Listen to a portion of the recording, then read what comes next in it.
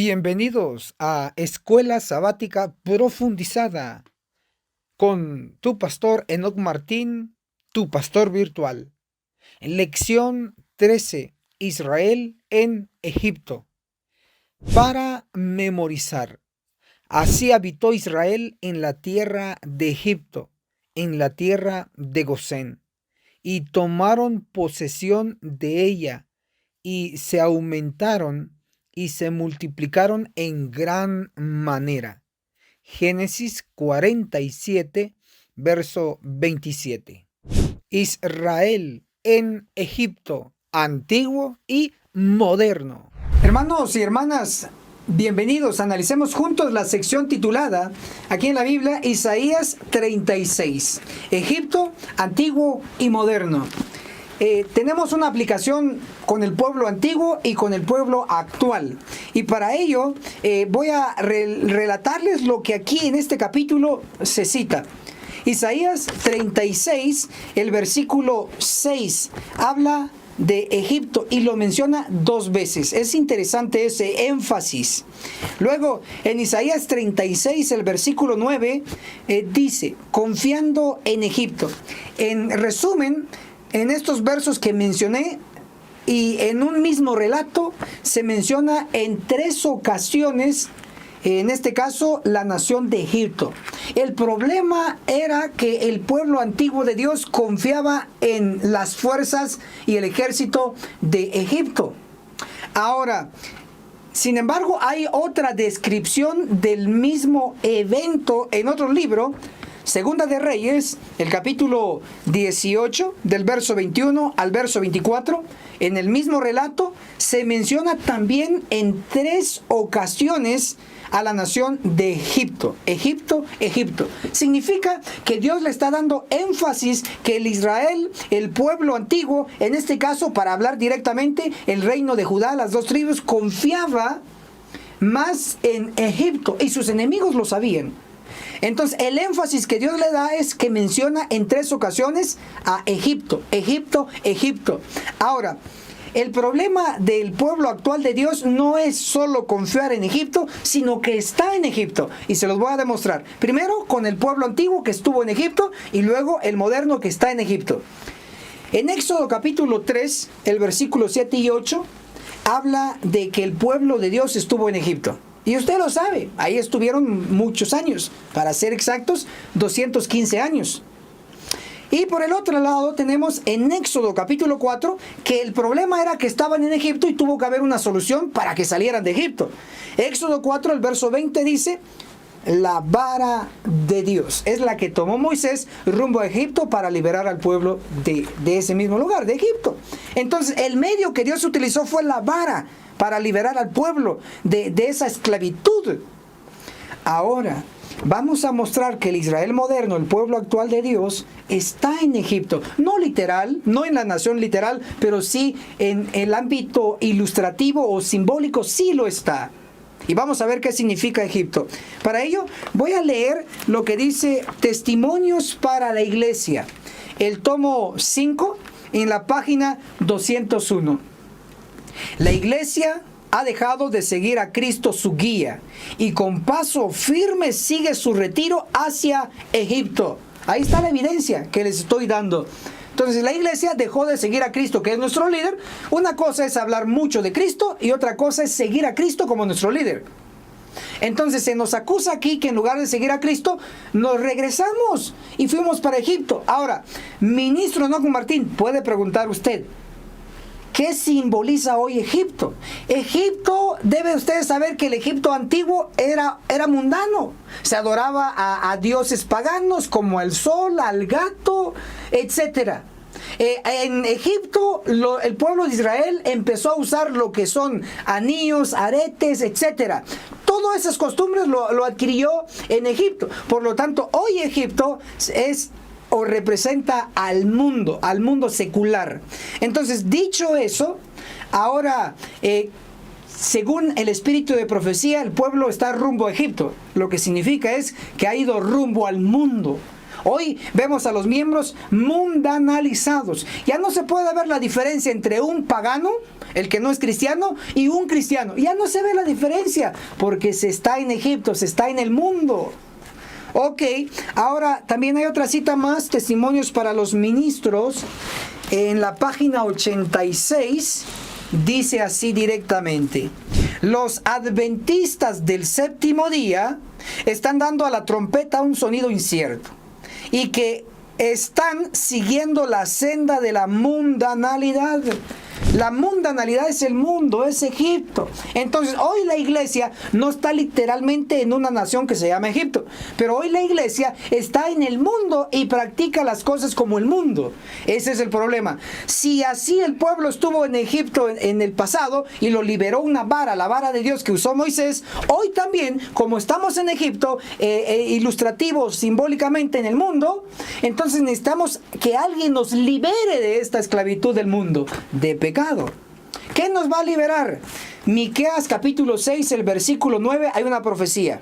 Y aquí quiero que por favor usted corrobore en distintas versiones de la Biblia. Miqueas 6, 9. Le voy a recomendar que vea en su versión Reina Valera Gómez 2010. Esto es una versión cotejada con el hebreo, con el griego, que es el Textus Receptus, y también con la versión King James en inglés, que lo patrocinó el rey Santiago allá en el Reino Unido. Entonces, esto es recomendable en el asunto de profecía. Miqueas, capítulo 6, el versículo 9, dice así: la voz del Señor clama a la ciudad. El sabio mirará tu nombre. Y aquí es donde debe usted prestar atención. Y luego dice: oíd la vara y a quién lo establece. ¿Qué hay que oír? La vara. Ahora, sí notan que en el pasado el pueblo estuvo en Egipto y necesitó una vara literal para sacarlos. Hoy el pueblo de Dios está en Egipto, simbólico, en el mundo, practicando como el mundo, y necesita una vara, pero no literal, sino simbólica. Por eso dice Miqueas 6:9, oíd la vara. ¿Qué significa esto? ¿Una vara que habla? Lo que significa es que es un mensaje que se llama la vara. Para que usted sepa o recuerde o repase, la Biblia nos enseña que una vara se utiliza para corregir. Y muy posible, o usaron la vara con usted o usted usó la vara para corregir a alguno de sus hijos. Entonces la vara es de corrección. Vara para que se salven, no para que se pierdan. Entonces, hoy es un mensaje que se llama la vara para corregirnos de lo que estamos practicando como el mundo. Por eso Dios dice en Miqueas 6:9, oíd la vara. Entonces lo del pasado se repite hoy. En teología eso se llama tipo en el pasado y hoy en el moderno el antitipo. ¿Qué opina usted de esto que estamos analizando? ¿Está usted en el mundo? ¿Está en Egipto? ¿Está liberado? ¿Está practicando? Si usted está practicando las cosas del mundo, diga ya en los comentarios: ministro Enoc Martín, sigo yo practicando las cosas del mundo y estoy en Egipto. Si usted ya se liberó, diga: ministro Enoc Martín, yo ya estoy escuchando la vara, el mensaje de reprensión aquí con sus videos. Y claro, porque esto es un mensaje duro de reprensión. Déjenos su comentario y su opinión en la sección de abajo. También dele fuertemente me gusta a ese botón, porque así nos pide el sistema para llegar a más personas. Y por favor, comparta en sus distintas redes sociales. Amén. Israel moderno, Iglesia Adventista del Séptimo Día, de vuelta a Egipto. Veremos 3 datos en relación a Egipto. Dato número 1. El símbolo de Egipto es una mosca. Eso lo corrobora Isaías capítulo 7, versículo 18. Primera de Reyes capítulo 1, verso 2, menciona a Baal Zebub, que literalmente se traduciría como el señor de las moscas. Y a esto hace referencia Mateo capítulo 12, verso 24. Beelzebub, príncipe de los demonios. Bien se le puede llamar el señor de las moscas o el príncipe de los demonios. En todo caso, Egipto, su símbolo bíblico es una mosca, y la Biblia habla de la mosca en relación con el propio Satanás, con el propio diablo. Viéndolo de diferente ángulo, encontraremos que Egipto siempre se relaciona con lo negativo. Dato número 2. A Egipto se le conoce como el país del sur. De acuerdo a Ezequiel capítulo 38, Israel, la tierra santa, queda al centro de la tierra. De Israel al sur queda el país de Egipto, tal como lo podemos ver en la imagen. En Zacarías capítulo 6, en el verso 6, en la versión Reina Valera antigua, dice en la última parte, la tierra del sur. En la Biblia que utilizaba Elena de White, la King James en inglés, dice el país del sur. Ya sea el país o la tierra del sur, está hablando de un mismo lugar, de Egipto. Dato número 3. Dos de los productos estrella del antiguo Egipto eran el pan y la cerveza. Es por ello que los expertos afirman que los faraones eran obesos, tanto así que las casas de fiestas a donde ellos asistían se les llamaba casas de las cervezas. Analizaremos brevemente 5 capítulos de Jeremías. Nos referimos al capítulo 40, 41, 42, 43 y 44. Usted lo puede leer en su tiempo libre. Estos capítulos se conectan con el error fatal de los judíos que emigraron a Egipto. Es interesante notar que el número favorito de los egipcios era el 5. Recuérdense que Moisés nació, creció en Egipto, tenía la influencia de los egipcios y él escribió 5 libros a los que le conocemos como el Pentateuco, y nos referimos a Génesis, Éxodo, Levíticos, Números y Deuteronomio. 5 libros. También José estuvo en Egipto y tuvo la influencia de los egipcios. Cuando se encontró con su hermano Benjamín, de acuerdo a Génesis 45, verso 22, José le regaló 5 vestidos a su hermano preferido, a Benjamín. En estos 5 capítulos de Jeremías se muestra el error fatal de los judíos al regresar a Egipto. Profetas y Reyes, en la página 339, el capítulo se llama Llevados cautivos a Babilonia. Resumen los 5 capítulos y dice: librado de la cárcel por los oficiales babilonios, el profeta decidió echar su suerte con el débil residuo de los pobres del país, que los caldeos dejaron para que fuesen viñadores y labradores. Sobre estos los babilonios pusieron a Gedalías, repito, Gedalías, como gobernador. Apenas transcurridos algunos meses, el recién designado gobernador fue muerto a traición. La pobre gente, después de pasar por muchas pruebas, se dejó finalmente persuadir por sus caudillos, por sus líderes, a refugiarse en la tierra de Egipto. Jeremías alzó la voz en protesta contra ese traslado.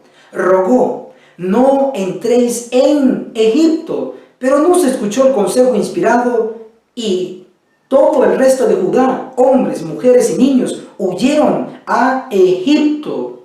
No obedecieron a la voz del Eterno y llegaron hasta Tafmes.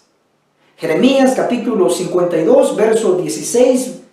Jeremías 43, del 2 al 7. Acá también se menciona de aquellos que fueron a Egipto nuevamente. Jeremías 44, verso 28 se cita: y los que escaparen del cuchillo volverán de tierra de Egipto a tierra de Judá. Noten que el propósito divino nunca fue que regresaran a Egipto, pero como ellos fueron neciamente a Egipto al sur, tuvo que regresarlos nuevamente a la Tierra Santa. Pero obviamente tuvieron que pagar el precio. Para entender este error fatal de los judíos regresando a Egipto, entendamos el error fatal de Moisés en relación con la roca de la cual fluía agua. En Éxodo capítulo 17, verso 6, encontramos la orden de Dios hacia Moisés de herir la roca de la cual iba a fluir agua para la congregación. Fue una orden herir la roca.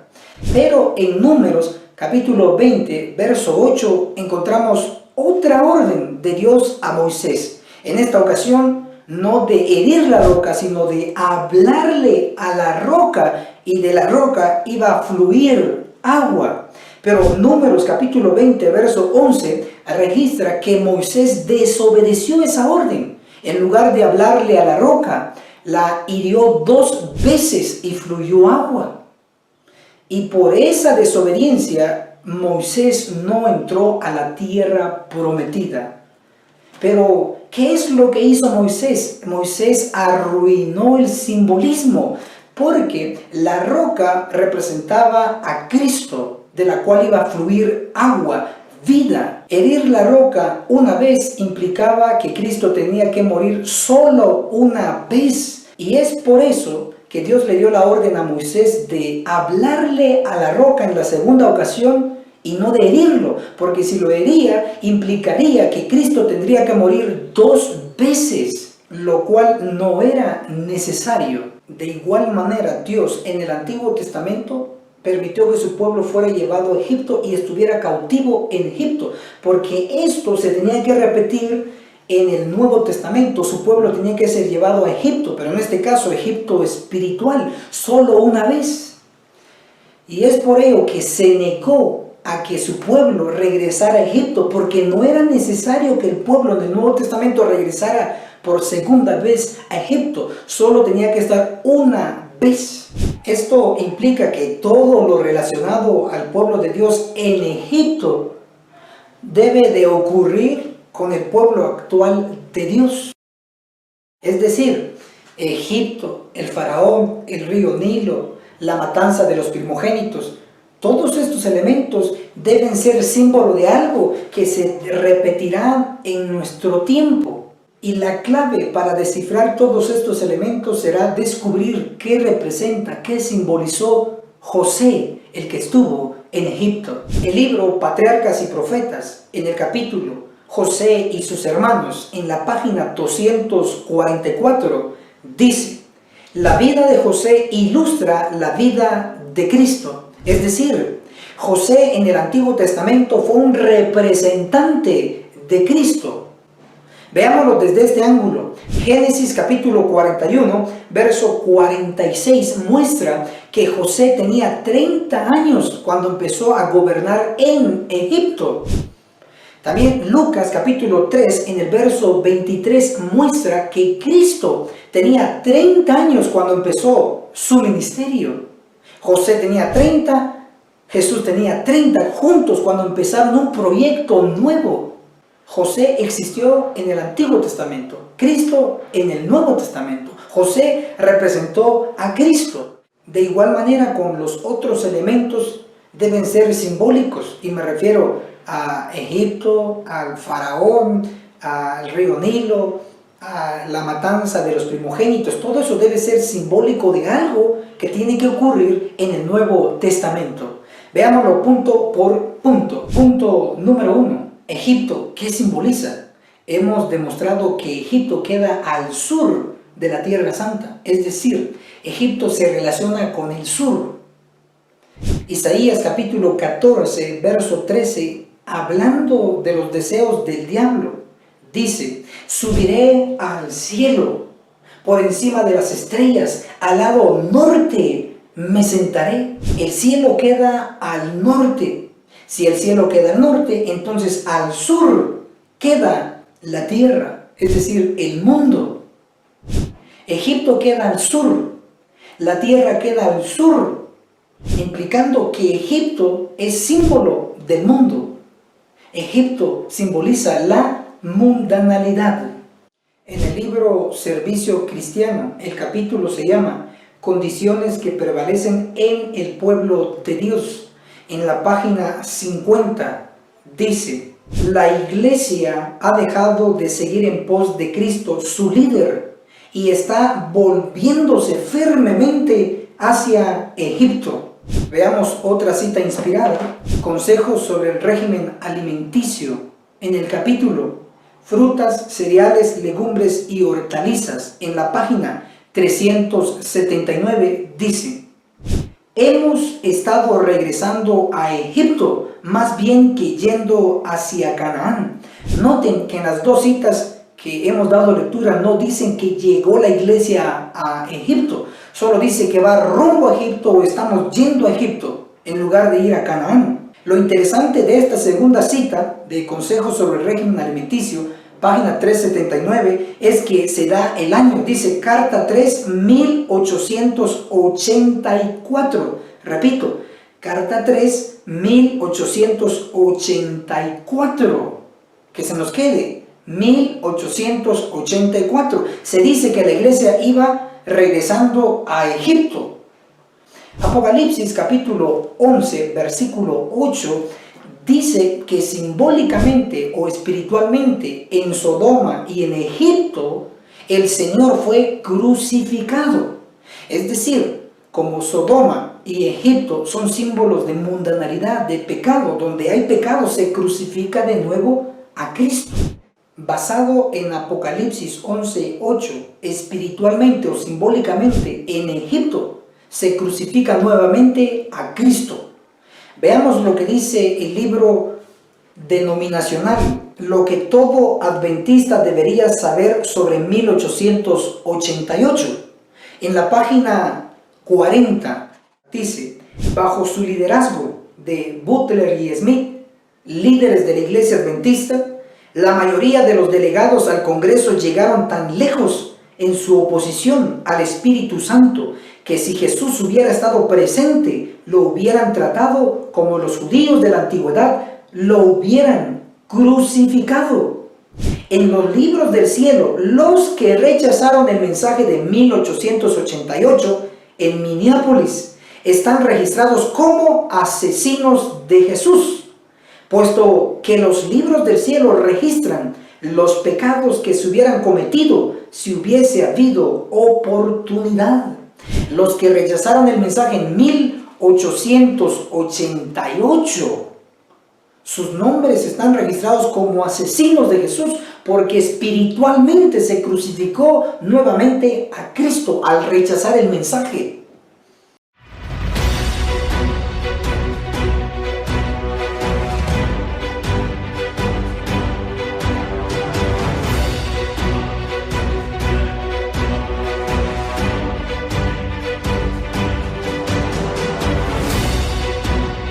Escucháis Radio Reino.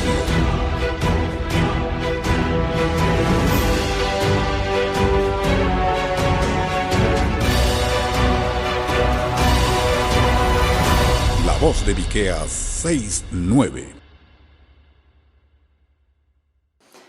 Apocalipsis 11:8 dice que en Egipto se crucifica espiritualmente o simbólicamente a Cristo, puesto que el liderazgo y luego el pueblo rechazaron el mensaje en 1888.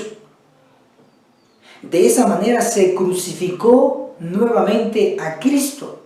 El haber crucificado a Cristo simbólicamente muestra que como iglesia estamos en Egipto, en la mundanalidad, repitiendo la historia del Israel antiguo. Punto número 2. El faraón. ¿Qué simboliza? Lo primero que debemos dejar claro es que el faraón era un líder, es decir, tenía un liderazgo. El faraón antiguo debe representar a un liderazgo en la era del Nuevo Testamento. Pero para identificar a qué liderazgo se refiere, debemos ver las dos características principales del faraón antiguo. Característica número 1, el faraón honró a José más que a todos los hombres de su época.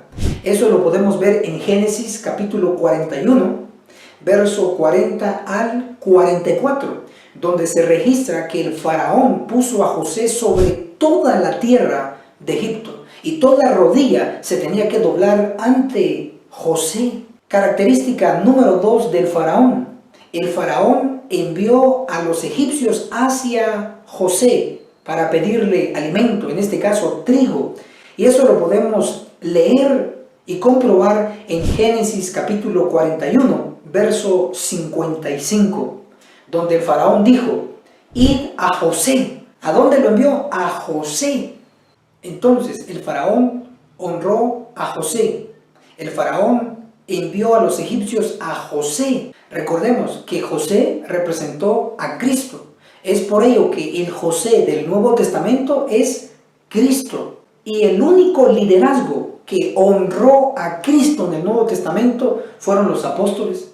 Tanto lo honraron que dieron su propia vida. Y fueron los apóstoles los que enviaron a los gentiles a Cristo como fuente de salvación, implicando entonces que el faraón del Antiguo Testamento simbolizó o representó al liderazgo de los apóstoles en el Nuevo Testamento. Entonces definimos que el faraón es símbolo del liderazgo de la iglesia. Éxodo capítulo 1, verso 8 dice: se levantó otro faraón que no conocía a José. Este faraón que no conocía a José debe de representar a un liderazgo que no sigue a Cristo en la era del Nuevo Testamento. Y se refiere al liderazgo de la iglesia adventista. ¿Cómo lo sé? Servicio Cristiano, en la página 50, dice la inspiración: la iglesia ha dejado de seguir a Cristo, su líder, y está volviéndose firmemente hacia Egipto. Noten que la iglesia, junto con su liderazgo, ha dejado de seguir a Cristo, su líder. En términos bíblicos sería un faraón que no conoce a José, que no conoce a Cristo, que no sigue a Cristo, que no obedece a Cristo. Hablando de este faraón, de este liderazgo, en Éxodo capítulo 5, versos 6 y 7, el faraón que no conocía a José, el liderazgo que no sigue a Cristo, ordenó no dar más paja al pueblo para hacer ladrillos. Lo que significa no dar más paja, significa no dar ninguna ayuda al pueblo. Y es justo lo que hoy está ocurriendo con el liderazgo. Cuando el pueblo, los laicos, piden ayuda económica al liderazgo, no le dan ninguna ayuda. Y cuando se lo dan, se lo piden de regreso. Y no solo de regreso, sino que aún piden intereses. ¡Qué vergüenza! Tal como se pronosticó en el tipo, se repite en el antitipo. Un faraón que no conoce a José, un liderazgo que no sigue a Cristo. Punto número 3. Los niños varones muertos en el río Nilo. ¿Qué simboliza? Éxodo capítulo 1, verso 22 muestra la orden dada de matar a los niños varones en el río Nilo y dejar vivas a las niñas. ¿Cuál era el objetivo detrás de todo esto? Bueno, el objetivo era matar a Moisés como profeta. Es decir, no permitir que surgiera el libertador, en este caso el profeta Moisés. Eso fue en el tipo, en el Antiguo Testamento, pero en el Nuevo Testamento, ¿cómo se cumple esto? ¿Cómo mueren o cómo se pierden los hombres miembros de la iglesia adventista? ¿Y cómo se salvan las mujeres? Cuando se convierte un hombre a la iglesia adventista, tiene que decidir o guardar el sábado o no guardarlo. Pero puesto que por lo general los hombres son los que sostienen el hogar, sostienen a su familia, hablando económicamente, ellos se ven en un dilema: o seguir trabajando en sábado y mantener a su familia, o no trabajar en sábado y no tener recursos para mantener a su familia. Y puesto que el liderazgo y la iglesia misma no tienen un sistema de apoyo para los nuevos conversos, para que puedan sostener a sus propias familias, estos hombres se ven obligados a salirse de la iglesia y seguir trabajando en sábado, en el mundo. De esta manera, los hombres, los miembros de la iglesia, se mueren en el río Nilo, se pierden en el mundo. Esta verdad es evidente al analizar a la membresía total de la Iglesia Adventista a nivel mundial. Recuérdese que la Iglesia Adventista está distribuida en 13 divisiones. Analicemos una división, la división de Suramérica. Del total de los miembros en Suramérica, el 56.8% de sus miembros son mujeres. Más de la mitad de los miembros de la división de Suramérica son mujeres, mostrando que es verdad lo que estamos analizando. Los hombres se pierden, los hombres se van, mueren en el río Nilo, mueren en el mundo por falta de apoyo de parte del liderazgo y de la propia iglesia hacia ellos. Pero detrás de todo esto, el objetivo de Satanás ha sido que no surja el profeta pronosticado para nuestro tiempo, del cual habla Malaquías 4:5. Mirad, Dios envió al profeta Elías, nótese, a un hombre, el profeta Elías. Testimonios para los ministros, bajo el título Exhortación y amonestación, en la página 475, dice: la profecía debe cumplirse. Si debe cumplirse, es que cuando ella lo escribió no se había cumplido. El Señor dice: he aquí yo os envío al profeta Elías, antes que venga el día del Eterno grande y terrible. Esto es Malaquías 4:5. Sigue diciendo: alguien, no muchos, alguien debe de venir con el espíritu y el poder de Elías, y cuando él aparezca, los hombres posiblemente dirán: eres demasiado piadoso, no interpretas las escrituras de la debida manera. Déjame decirte cómo tienes que predicar tu mensaje. Notemos cuidadosamente que Malaquías 4:5 tenía que cumplirse en nuestro tiempo, y lo afirma Testimonios para los Ministros en la página 475, y hace referencia a un profeta, no profetiza. Un profeta es un hombre, un varón. Una profetisa es una mujer. Pero la promesa de Malaquías 4:5 y de Testimonios para los Ministros, página 475, es de un profeta, de un varón como profeta. El objetivo del demonio al matar a los niños varones en el río Nilo era impedir que surgiera y se levantara el profeta Moisés, un varón. En el Nuevo Testamento, el objetivo de ahogar, de matar, de hacer perder a los hombres era que no surgiera el profeta Elías en nuestro tiempo. Pero así como fue derrotado el demonio en el Antiguo Testamento y surgió libertador el profeta Moisés, de igual manera en nuestro tiempo ha sido derrotado el demonio y ha surgido el profeta Elías en nuestro tiempo con su mensaje del día grande y terrible. Un mensaje para la iglesia. Punto número 4. La matanza de los primogénitos. ¿Qué simboliza? Para ello, lean en su tiempo libre Éxodo capítulo 12. Leeré Testimonios para la Iglesia, tomo 5, en la página 477, donde se interpreta Éxodo 12. Cuando Dios estaba a punto de destruir a los primogénitos de Egipto, ordenó a los israelitas que reunieran a sus hijos de entre los egipcios y los recogieran en sus propias casas, y que salpicaran los dinteles de las puertas con sangre, para que el ángel destructor la viese y pasase por alto sus hogares. Esta es una obra, mi obra, dice la sierva del Señor, y la obra de toda madre que cree la verdad. El ángel habrá de poner una marca sobre la frente de todos los que se han separado del pecado y de los pecadores, y el ángel destructor les seguirá para destruir completamente tanto a viejos como a jóvenes. Para más amplitud de este tema, léase Ezequiel capítulo 9.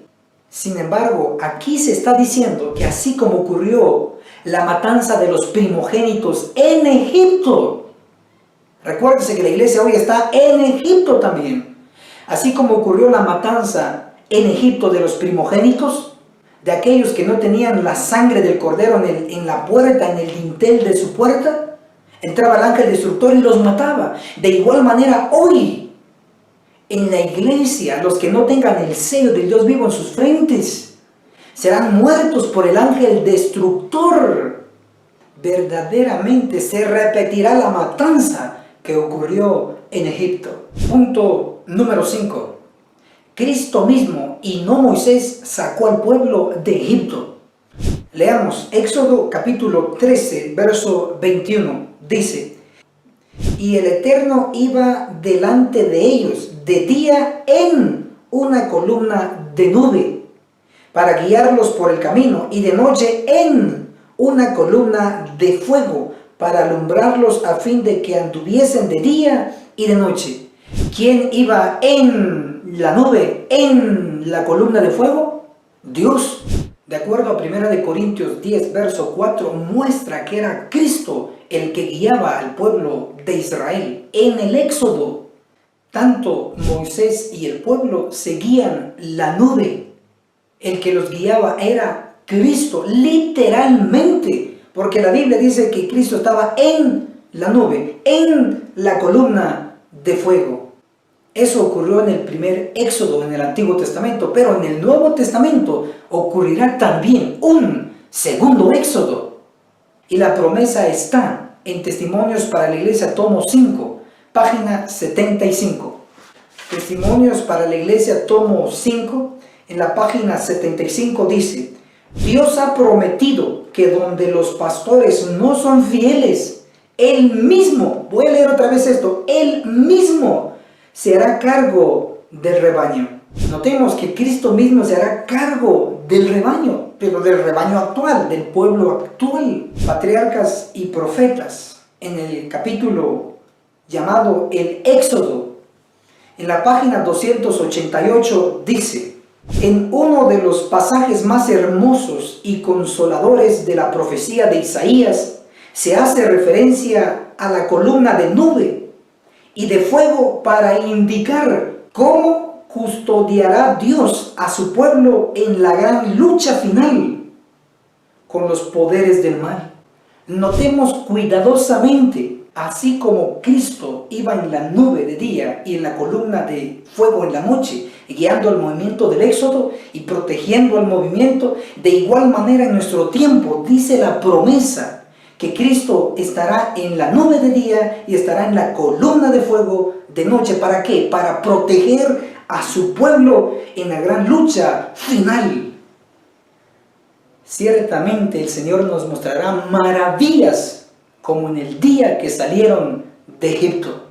Trilogía de salvados: Israel, Egipto y Asiria. Empecemos con la lectura de Isaías 19, el verso 24. Declara: en aquel tiempo, Israel será uno de los tres, con Egipto y con Asiria.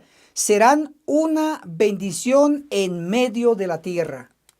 ¿Ven? Aquí está la trilogía de salvados, estas tres naciones, y lo vamos a explicar a grande escala. Entonces, para que pueda lograrse este cumplimiento de la profecía, vamos a analizar una repetición consecutiva que se hace en Isaías capítulo 19. Y es 5 repeticiones de la frase en aquel día. Vamos a ir numerándolo, por favor. Aquí en Isaías, el capítulo 19, el verso 6, dice: en aquel día, y se conecta con Egipto. Luego, Isaías 19, el verso 18, dice: en aquel día, y se conecta con Egipto. Me detengo un poco para explicarles que si usted tiene otra versión, yo he comprobado esto que estoy diciéndoles con la versión King James en inglés que usó Elena de White como profetisa para los escritos del espíritu de profecía. En el original también dice lo mismo que estoy leyendo, en dado caso usted tiene otra versión. Entonces, ya llevamos, vamos a refrescar nuevamente. Vayamos contando cuántas veces se repite esta frase en aquel día. Número 1. Isaías 19, el verso 16, está la frase en aquel día y se conecta con Egipto. Número 2, Isaías 19, el verso 18, está la frase en aquel día y nuevamente se conecta con Egipto. Número 3, Isaías 19, el verso 19, está la frase en aquel día y nuevamente se conecta con Egipto. Número 4, Isaías 19, el verso 23 dice en aquel día y se conecta nuevamente con Egipto. Número 5, Isaías 19, el verso 24 dice en aquel día y se conecta con Egipto. Ahora, ¿por qué se repite en Isaías capítulo 19 5 veces la frase en aquel día? Debe tener alguna importancia. Ahora, encontramos que esta frase está íntimamente relacionada en todos los versículos que mencioné con Egipto. Ahora, Egipto, su número favorito, por decirlo así, era el número 5. Ahora, yo les voy a colocar un ejemplo que usted bien me va a entender y bien fácil. Moisés estuvo en Egipto. De hecho, fue educado en las universidades de Egipto y fue influenciado con ese número. ¿Cuántos libros escribió Moisés conocidos como el Pentateuco? 5. Génesis, Éxodo, Levítico, Números y Deuteronomio. 5 el Pentateuco. ¿Ven? Que es cierto. Entonces el 5 se conecta con Egipto. Ahora veamos que en Egipto hubo una matanza, hubo una destrucción. Ustedes lo saben. Éxodo capítulo 12. Cuando Dios dio la instrucción que colocaran sangre de cordero en el dintel en la frente de las puertas, y el que no obedeció entró el ángel y mató al primogénito. ¿Se acuerdan de eso? Bueno, este número 5 nos está conectando con Egipto, con la matanza que ocurrió en Egipto y que murieron todos los desobedientes. Ahora, es interesante también notar que aquí en la Biblia, en Isaías, por si fuera poco, aquí en Isaías capítulo 19, el versículo 18 dice, en aquel tiempo habrá 5 ciudades en Egipto. Otra vez el 5 y con Egipto, sí, porque el 5 se conecta con Egipto y especialmente nos llama la atención el evento de la matanza que ocurrió en Egipto. Aquellos desobedientes del pueblo de Dios murieron por no colocar la sangre del cordero. Ahora, significa que en algún momento Israel va a ser una bendición para las demás naciones. Lo voy a leer. Isaías 19, el versículo 24. En aquel tiempo, Israel será uno de los 3 con Egipto, con Asiria, serán una bendición en medio de la tierra. Aquí, Israel, ¿a quién se refiere? Acuérdense que estamos en el dilema del 5. ¿Sí? Pero Israel aquí, ¿a quién se refiere? No se refiere al Israel antiguo porque no fue una bendición, sino que no hicieron su trabajo el Israel antiguo. Debe ser un Israel de nuestro tiempo, uno moderno. Apunten ahí la cita, por favor, en el Espíritu de Profecía, libros de Elena G. de White, como Joyas de los Testimonios. Apunte, por favor, el tomo 3 en la página 364. Dice, los adventistas del séptimo día, el Israel de hoy. Entonces estamos claros que el Israel de hoy es la iglesia adventista del séptimo día. Hoy la iglesia debería ser una bendición para todas las naciones, pero todavía no lo es.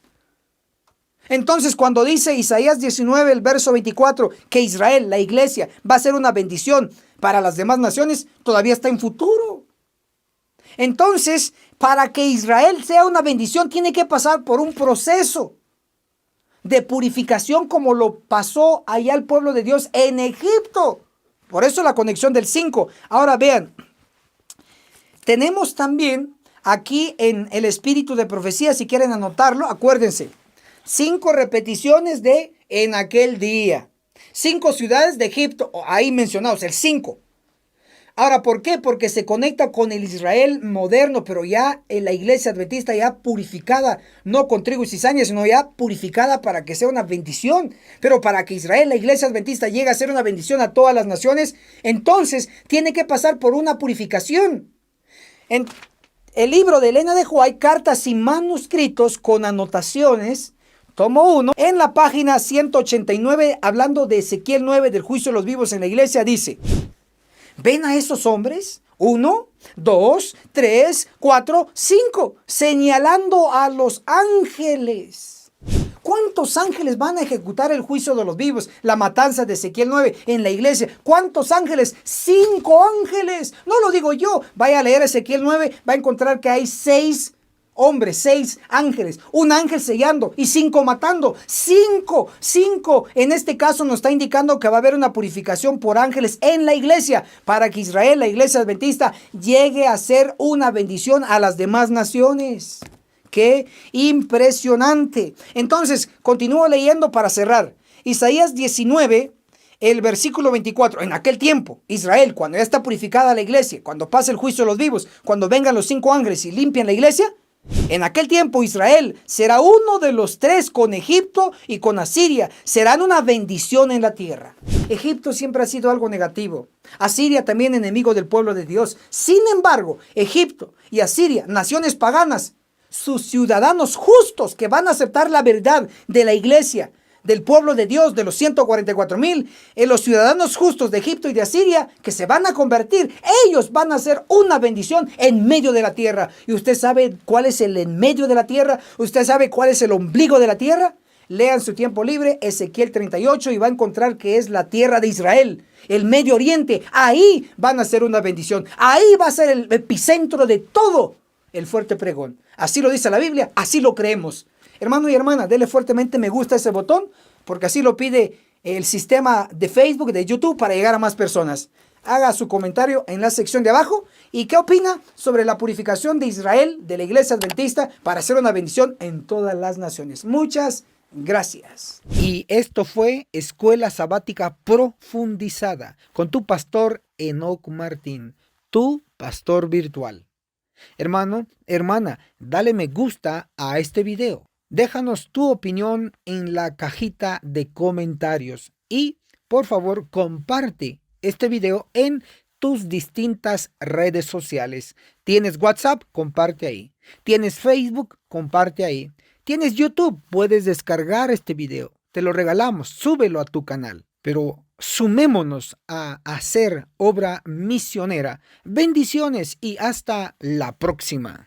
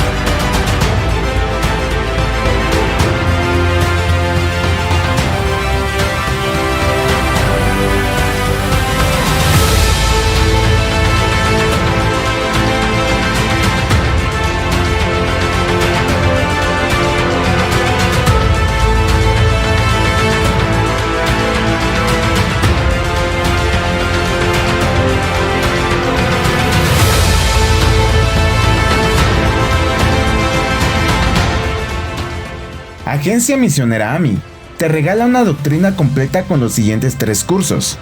Apocalipsis, el perfecto arte profético, con el autor, Pastor Enoc Martín, donde se explica todo el libro de Apocalipsis, que consta de 22 capítulos. Daniel, el perfecto arte profético, donde explicamos capítulo por capítulo de dicho libro profético. El testimonio de Jesús, 100% bíblico, que consta de 22 lecciones. Puedes comunicarte con nosotros a nuestro número de WhatsApp, +502 42 29 77 86. Recuerda, no es vendido, es gratis.